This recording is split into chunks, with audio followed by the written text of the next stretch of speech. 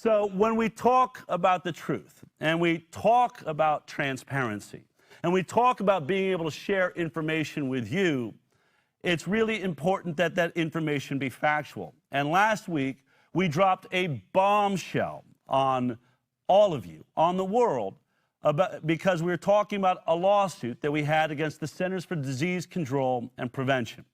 That lawsuit essentially asked to see the proof. We wanted all of the studies that the CDC referenced that looked at, that tell us that vaccines don't cause autism. And specifically, we wanted it for the vaccines given in the first 6 months of life. There were so many questions after last week's show that I realized that either I took too long or legal and science mixed together can be very complicated. So I made a short video to try and explain exactly what took place. So since there's a lot of brand new people joining us today, and those of you that may still be asking questions, I'm going to address those questions. But first, let's see if the video pulled it off. Here's the video I put out on our lawsuit win. The Informed Consent Action Network has just won another lawsuit, this time against the CDC, the Centers for Disease Control and Prevention. As many of you know, the Informed Consent Action Network, my nonprofit, has already won lawsuits against the National Institute of Health, the FDA, and HHS, Health and Human Services, and now we add to that the CDC. What was this lawsuit about? Well, as many of you know, we watch the news all the time, and the CDC says that vaccines do not cause autism. It says that right on their website. And we hear all the time that thousands of studies have been done to disprove the vaccine-autism link. Vaccines do not cause autism.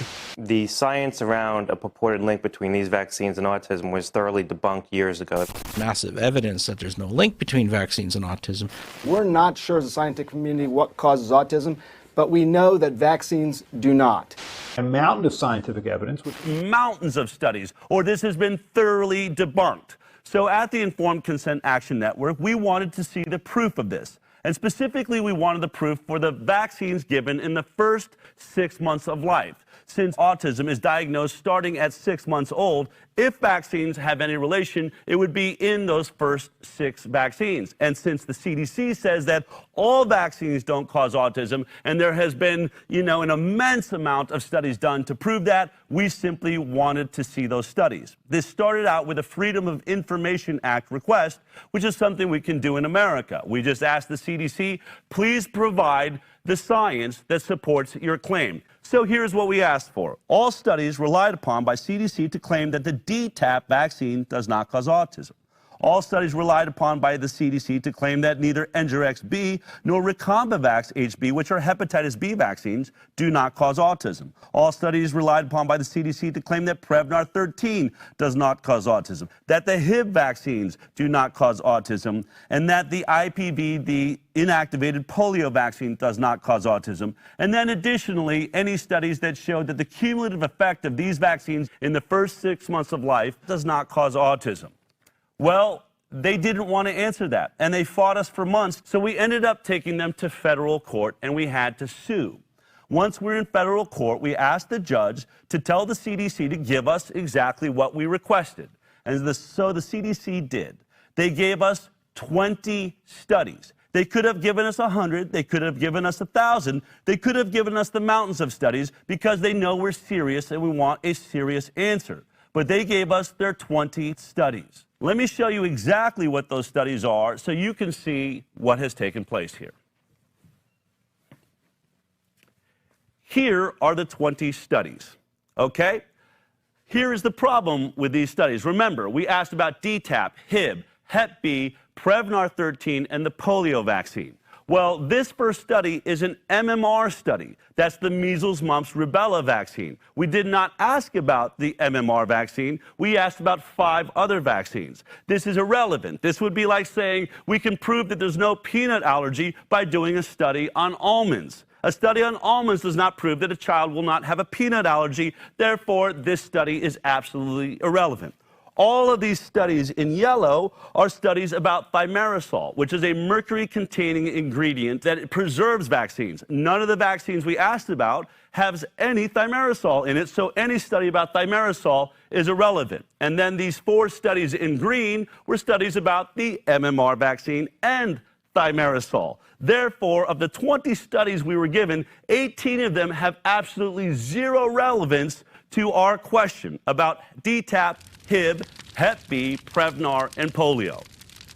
That means that all that remains is these last 2 studies.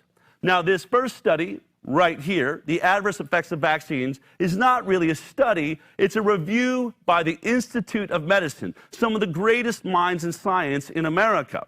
And in this review, they actually do ask about the DTaP vaccine. The question was, does the DTaP vaccine cause autism, or is there proof that it doesn't cause autism? And when they investigated and looked all around the world for all the studies that existed, what they concluded was the evidence is inadequate to accept or reject a causal relationship between diphtheria toxoid, tetanus toxoid, or acellular pertussis containing vaccine and autism.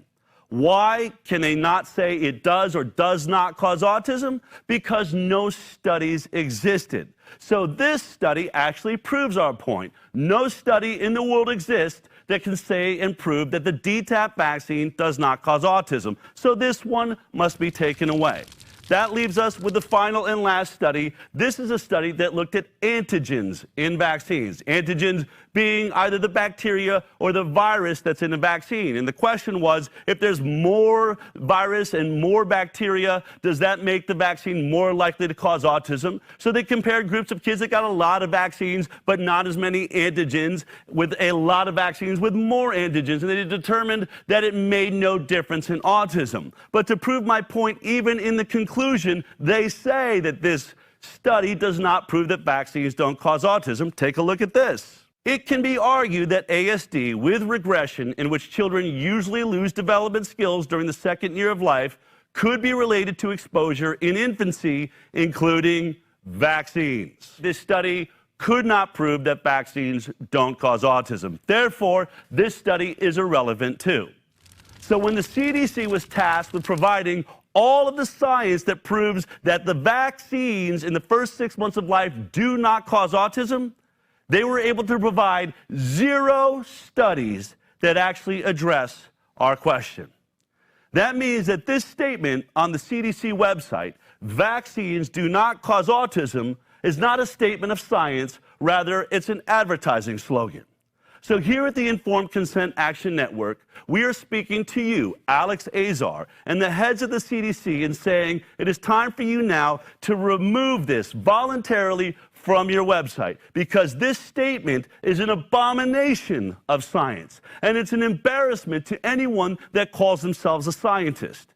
And if you do not take this down off of your website, then you can know that the Informed Consent Action Network and everybody that supports us will use every legal means necessary to hold you accountable.